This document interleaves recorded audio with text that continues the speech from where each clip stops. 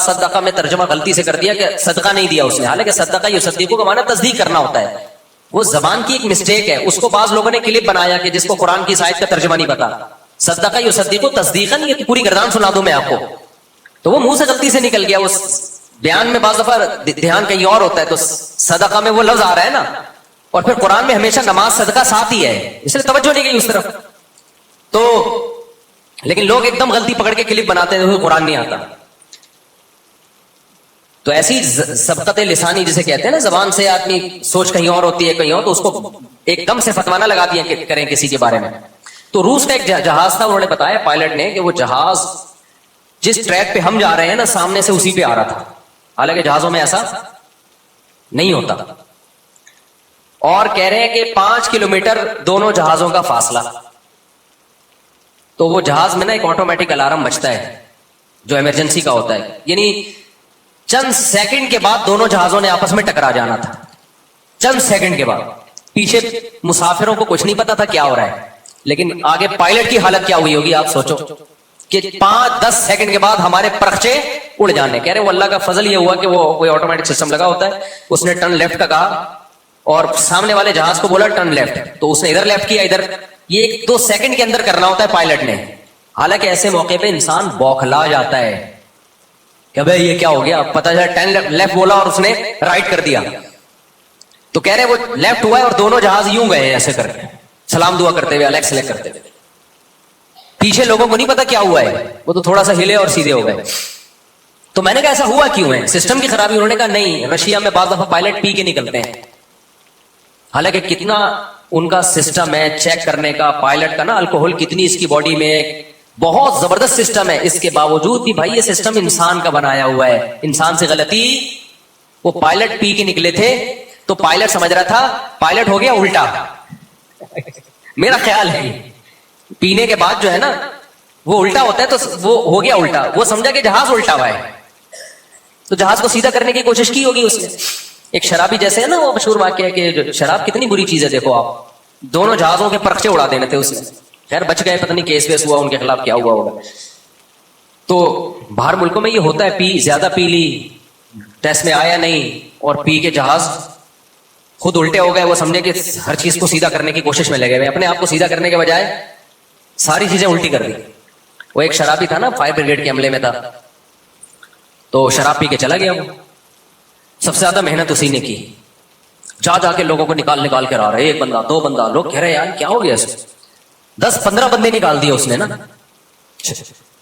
تو بعد میں پتا چلا جتنے بھی فائر بریگیڈ کے عملے کے لوگ تھے نا جو آگ بجھانے گئے ہوئے تھے، کم بخت ان سب کو نکال کے لے آئے. سمجھ میں آ رہی ہے؟ یہ ہے پینے کے سائیڈ افیکٹ. اس لیے شراب پی کے طلاق دو گے طلاق ہو جائے گی، خوب اچھی طرح ذہن میں رکھو، کیونکہ شریعت میں طلاق کا مدار زبان پر ہے، اور شراب شریعت میں قابل عذر نہیں ہے، خوب سمجھ لو. تو یہ جو کہتے ہیں نا شراب پی کے طلاق نہیں ہوتی، اس کو مضبوط دلیل نہیں ہے کوئی اس کی. ثلاث جدہن جد وہزلہن جد. اب آپ کہہ سکتے اس کو تو دماغ ہی کام نہیں کر رہا، تو پینے سے پہلے تو دماغ کام کر رہا تھا نا، کیوں پی جب پتا تھا کہ کچھ بھی ہو سکتا ہے. اس لیے شریعت میں شراب آپ نے پی اور کسی کو چاقو مار دیا غلطی سے تو آپ سے قصاص لیا جائے گا. یورپ میں تو یہ عذر ہے کہ آپ پی بھی تھی آپ کو پتہ نہیں چلا. اسلام میں شراب عذر نہیں ہے، بندہ مار دیا آپ کو قتل کیا جائے گا، قصاص لیا جائے گا.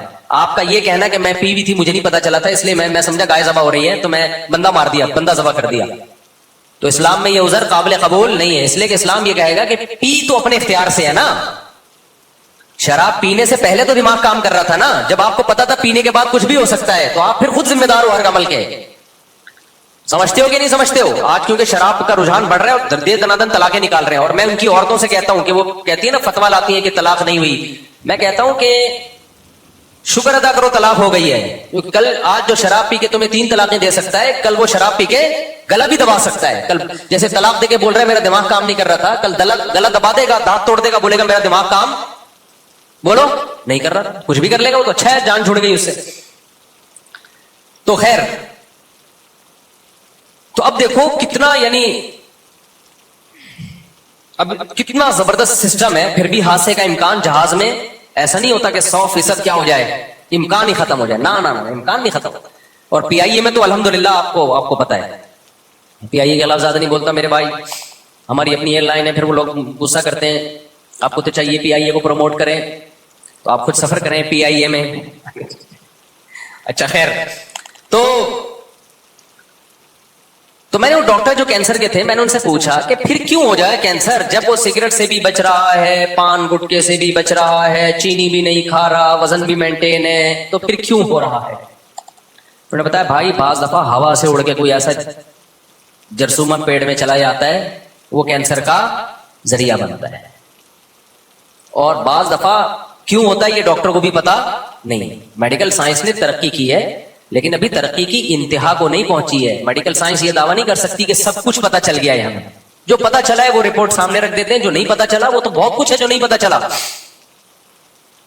تو حادثے بھی ہو جاتے ہیں اور باہر ملکوں میں بھی ہوتے ہیں حادثے. جب کورونا آیا ہے, کورونا, تو بتاؤ اس نے پاکستان میں زیادہ تباہی مچائی ہے یا ترقی یافتہ ملکوں میں؟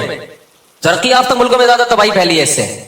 وجہ کیا تھی کہ وہ صحت کا بہت زیادہ خیال رکھتے ہیں. اس بہت زیادہ خیال کی وجہ سے ان کا امیون سسٹم کیا ہو گیا, یہی چیز ان کی موت کا ذریعہ بن گئی. ہمارے یہاں مچھر, الحمدللہ, میں نے ڈاکٹر کو کہا جب کووڈ ہو رہا تھا, میں نے کہا ڈاکٹر صاحب میرے کتنے چانسز ہیں کووڈ سے مرنے کے؟ انہوں نے کہا بہت کم چانسز ہیں. آپ کو کبھی ملیریا ہوا؟ میں نے کہا ہاں ہوا ہے. انہوں نے کہا کم چانسز ہیں. ملیریا والوں کو کووڈ سے مرنے کا چانس کیا ہے؟ ایک دفعہ مچھر نے کوشش کر چکا ہے مارنے کی ان کو. مچھر ایک دفعہ مارنے کی پوری کوشش کر چکا ہے, نہیں مرے. اب ان کا جو امیون سسٹم ہے وہ کیا ہو گیا, وہ طاقتور ہو گیا. کورونا سے مرنے کا چانس, ان کی تحقیق تھی واللہ عالم, کہ ان کی ایک تھیوری تھی, آپ کہہ لیں کہ ریسرچ کے لیے ان کا ایک رائے تھی, جو چیز انسان کی حیات کا ذریعہ ہوتی ہے وہی چیز اس کی موت کا ذریعہ بن جاتی ہے. اللہ تعالی کی حیثیت یقیناً ڈاکٹر سے زیادہ ہے. اللہ نے قرآن مجید کو نازل کیا روحانی بیماریوں کے علاج کے لیے. سمجھ میں آ رہی ہے؟ کس کے لیے؟ جسمانی نہیں. یہ جو روحانی علاج والے ہیں نا, یہ قرآن کی وہ آیت جس میں آتا ہے فیہ شفاء لما فی الصدور, جس میں سینوں میں چھپی بیماریوں کا علاج ہے, اس کو تعویذ گنڈوں پہ فٹ کر کے اپنی دکانیں چمکاتے ہیں. یہ درست ہے کہ قرآن مجید کی آیات سے بعض دفعہ ظاہری بیماری کو بھی شفا ملتی ہے, جیسے سورہ فاتحہ ہے, آیت الکرسی ہے, لیکن اصل مقصد قرآن مجید کا یہ نہیں ہے. دوسرا, قرآن کی جن آیتوں میں اللہ نے شفا رکھی ہے ان کے لیے کسی عامل کے پاس جانے کی چندہ ضرورت نہیں ہے.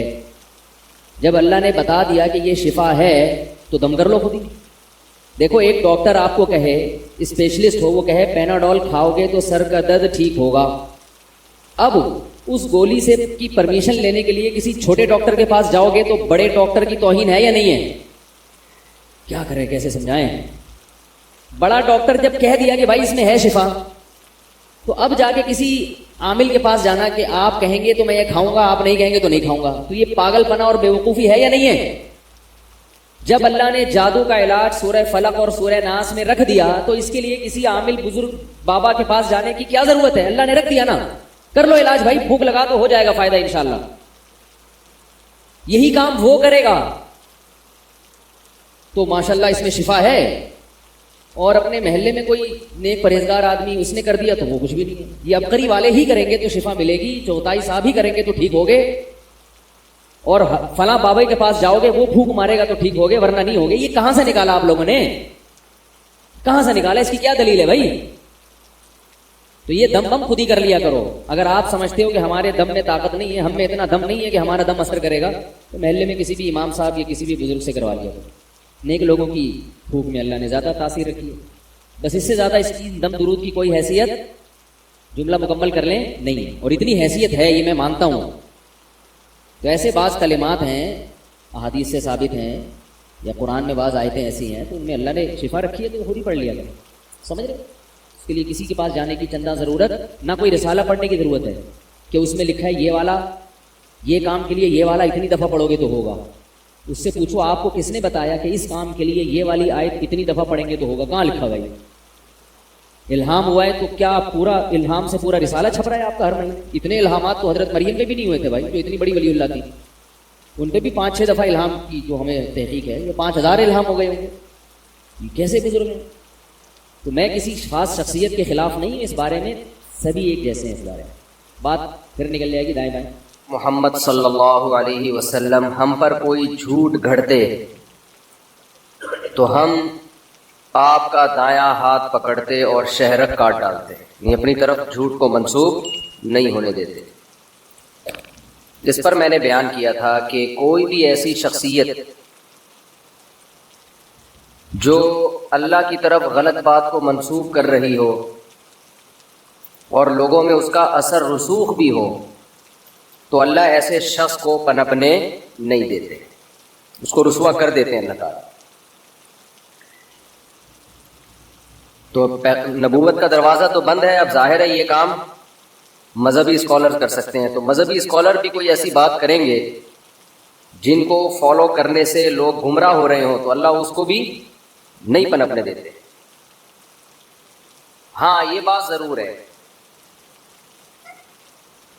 کہ اللہ تعالیٰ اس کو پنپنے تو نہیں دیتے، لیکن کچھ نہ کچھ احمق اور بیوقوف لوگ ہر دور میں بہت سے لوگوں کے پیچھے لگتے ہیں، اور ایسے ایسے بیوقوفوں کے پیچھے لگتے ہیں کہ آدمی حیران ہوتا ہے کہ یہ شخص جسے نہ بولنے کی طاقت ہے نہ اس کے پاس معلومات ہیں. یہ روحانی لوگوں کو دیکھ لو نا، جو روحانی ڈرامے باز ہوتے ہیں نا ان کا حلقہ بہت بڑا ہوتا ہے، ان کا حلقہ بہت بڑا ہوتا ہے. تو آپ کہہ سکتے ہیں کہ یہ تو ڈرامے باز ہوتے ہیں تو اتنے لوگ ان کو فالو کیوں کرتے ہیں، اللہ ان کو پنپنے کیوں دے رہا ہے؟ اصل میں اللہ تو پنپنے نہیں دے رہا ہوتا. سب سے بڑی بات یہ کہ ان کی جو باتیں ہوتی ہیں نا ان کے نہ کوئی سر ہوتا ہے نہ کوئی پیر ہوتا ہے. تو عقل مندوں کی نظر میں 2-3 جملوں سے ہی ان کی حیثیت سامنے آ جاتی ہے. لیکن ایک مشہور مقولہ ہے کہ اگر اللہ عقل سے پیسے دیتا تو بے وقوف لوگ بھوک سے مر جاتے. تو ایسے ہی یاد رکھو، یہ جو فین فالوئنگ ہے یا عقیدت محبت، اس میں بے وقوف لوگ جیسے رزق میں بہت دفعہ آگے ہوتے ہیں نا، تو بے وقوف لوگ ان چیزوں میں بھی آگے ہوتے ہیں. بے وقوفوں کی جو عقیدت ہے نا وہ بہت خطرناک ہوتی ہے، کیونکہ اس کے لیے کوئی دلیل کی ضرورت نہیں ہوتی. وہ جب عقیدت کسی سے کرتے ہیں تو بہت ڈینجرس عقیدت ہوتی ہے، کیونکہ وہ سمجھتے ہیں کہ ہم جس کو فالو کر رہے ہیں بس یہ بزرگ ہیں. جب کسی کو بزرگ مان لیا، دیکھو یہ جاہل لوگ ان کے ہاں نبی کا جو مقام ہے نا، ہم جب نبی مان لیتے ہیں تو پھر نبی دن کو رات کہیں، ہم نے کیا کہنا ہے؟ رات. پھر ہمیں دن کو دن کہنے کی اجازت ہے؟ جب ہم نے یہ مان لیا کہ پیغمبر وہ بات کہتے ہیں جو اللہ کہہ رہا ہے، تو اللہ غلط کر سکتا ہے؟ غلط کہہ سکتا ہے؟ نہیں کہہ سکتا. تو پیغمبر دن کو رات کہیں، ہمیں رات کہنا ہے، رات کو دن کہیں، ہمیں دن. تو جو لوگ بزرگوں کو پیغمبر کا مقام دے دیتے ہیں تو ان کی نظر میں ایک امتی کو جو نبی سے عقیدت ہوتی ہے وہ عقیدت ان کو ان بزرگوں سے ہو جاتی ہے جو ان کے خود ساختہ بزرگ ہیں. پھر وہ جتنی لمبی پھینکے گا نا اتنا بڑا بزرگ کہلائے. میں سمجھا پا رہا ہوں اپنی بات؟ کیونکہ ان کی نظر میں یہ بزرگ ہیں. تو یہ دیکھو، پیغمبر جب دنیا میں آتے ہیں تو بہت سی باتیں ایسی کرتے ہیں جو ہمارے مینٹل لیول کے نیچے نیچے ہوتی ہیں، کچھ باتیں ایسی ہوتی ہیں جو ہماری مینٹل لیول سے اوپر کی ہوتی ہیں. جیسے قبر کا عذاب، یہ ہمارے مینٹل لیول سے اوپر کی، ہم نے مر کے تو دیکھا نہیں ہے. جنت ہے، جہنم ہے، یہ ساری چیزیں ہیں نا، یہ نیکی کرنے سے یہ ملتا ہے، یہ گناہ کرنے سے یہ عذاب ملتا ہے. یہ سب چیزیں ہمارے لیول سے اوپر کی ہیں. لیکن ہم کیوں مانتے ہیں؟ بھائی محمد صلی اللہ علیہ وسلم یہ باتیں اپنی طرف سے نہیں بتا رہے، بلکہ کس کا پیغام؟ اللہ کا پیغام ہم تک پہنچا رہے ہیں. تو اللہ تو غیب کا علم جانتا ہے. اگر نبی صلی اللہ علیہ وسلم وہ ساری باتیں وہی کریں جو ہماری مینٹل لیول سے نیچے کی ہے تو پھر ہم کہیں گے بھائی یہ تو ہمیں ویسے ہی سمجھ میں آ رہی تھی، اس کے لیے پیغمبر کی کیا ضرورت تھی؟ یہ تو ہمیں ویسے ہی سمجھ میں آ رہی تھی نا. تو بعض لوگوں کی نظر میں بزرگ کا کانسیپٹ یہ ہے کہ اگر وہ ہمارے مینٹل لیول کے اندر کی باتیں کر رہے ہیں تو پھر یہ بزرگ کس بات کا ہو گیا؟ یہ ضروری ہے کہ وہ کھوپڑی سے اوپر کی باتیں کرے، ایسی باتیں کرے جو آپ کی کھوپڑی میں نہ آئے. تو بھائی یہ چیز پیغمبر پہ تو جچتی ہے، کیونکہ پیغمبر کا رابطہ کس سے ہے؟ اللہ سے. بزرگ پہ نہیں جچتی یہ چیز. بھائی آپ ہماری طرح کے انسان ہو، آپ بات کر رہے ہو، اس کے پیچھے کیا دلیل ہے؟ لیکن آپ دیکھ لو جتنے بھی یوٹیوب پہ آپ دیکھو نا ایسی باتیں جو آپ کے لیول میں آپ آئی نہیں پتہ نہیں کیا کہہ رہے ہیں. حصار ہوتا ہے، حصار کیا ہے بھائی؟ کہتے ہیں جن چڑیل بھوت سے روکنے کے لیے کیا ہوتا ہے؟ حصار. وہ ہے یہ کیا ہوتا ہے؟ کون سی میڈیکل سائنس کی کتاب میں لکھا ہوا ہے یا کیا ہوتا ہے یہ؟ جن وہاں سے اندر آئے گا، ادھر سے اندر کیوں نہیں آ سکتا؟ کہہ رہے ہیں یہ تمہارے سمجھنے کی باتیں نہیں ہے. تو جب نہیں ہے تو نکل یہاں سے بھائی، ہماری سمجھنے کی. تو ہمیں ایسی باتیں کرنے کے لیے بیٹھے تو سمجھ میں ہی نہیں آئے ہمارے. لیکن لوگ نکالیں گے نہیں، لوگ کہیں گے یہی تو ہے، اسی کی تو ہاتھ چومے جائیں. علوم ہے بھائی، علوم دی اللہ نے حضرت. ایک کانسیپٹ جن چڑیل بھوت کا وہ ہے جو اسلام نے دیا ہے، وہ ہم مان لیتے ہیں بھائی اللہ جانتا ہے. ہم چڑیل تو نہیں ہوتی، جن کی لیڈی کو چڑیل کہتے ہو آپ پیار سے. ظاہر ہے جیسا جن بھیانک ہوتا ہے اس کی وائف بھی ایسی بھیانک ہی ہوگی نا. کیا خیال ہے؟ تو اردو میں اس کا نام چڑیل رکھ لیا. وہ ایک آدمی کی بیوی پہ جن آ گیا نا، کسی نے آگے بتایا تیری بیوی پہ جن آ گیا ہے، تیرے بھابھی پہ جن آ گیا ہے، اس کو کیا خود ہی بھگتے گا. اس کو ٹینشن ہی نہیں ہوئی، اس کو جن پہ ترس آیا. اس کو کس پہ ترس آیا؟ جن پہ. یار غلط جگہ آ گئی. وہ ایک آدمی سے کسی نے پوچھا نا اگر شیر حملہ کرے تیری ساس پہ اور تیری بیوی پہ تو کس کو بچائے گا؟ ساس پہ حملہ کیا اور بیوی پہ حملہ کیا تو کس کو بچائے گا؟ کہہ رہے شیر کو بچاؤں گا میں. مجھے پتا ہے شیر کے ساتھ بچہ ہونے والا. تو علوم ہے، علوم سمجھتے ہیں. یوٹیوب پہ جتنا بڑا پھینکو ہوگا کہتے ہیں کہ یہ کیا ہے، علوم کی باتیں کر رہے ہیں. اچھا خوب سمجھ لو کہ ہمارے ہاں بڑا عالم، چاہے وہ میڈیکل سائنس میں ہو،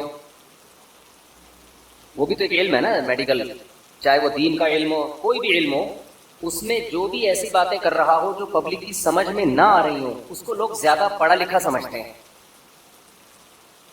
حالانکہ یاد رکھو علم میں جب انسان کو پختگی ہوتی ہے نا تو وہ جب جس طبقے سے بات کر رہا ہوتا ہے ایسے الفاظ میں بات کرتا ہے کہ اس طبقے کی سمجھ میں بات آتی ہے. یہ علم کی علامت ہے، لیکن اس کو لوگ علم نہیں سمجھتے. میں تو بہت سرچ کرتا ہوں نا یوٹیوب پہ جو ڈاکٹرز کیا کہہ رہے ہیں، حکیم کیا کہہ رہے ہیں. آپ دیکھو کوئی ڈاکٹر ایسی بات ایک ساری ٹرمز استعمال کر رہا ہوگا میڈیکل سائنس کی، ایک لفظ سمجھ میں نہیں آ رہا ہوگا، نیچے لوگوں نے برا بھلا کہا ہوگا بھائی کوئی ایسی بات کرو جو ہماری کھوپڑی میں تو آئے نا. لیکن کیا ہوتا ہے کہ بھائی ہے پڑھا لکھا ہے، کیا ہے پڑھا لکھا. تو یہ پڑھا لکھا ہونے کی علامت نہیں ہے.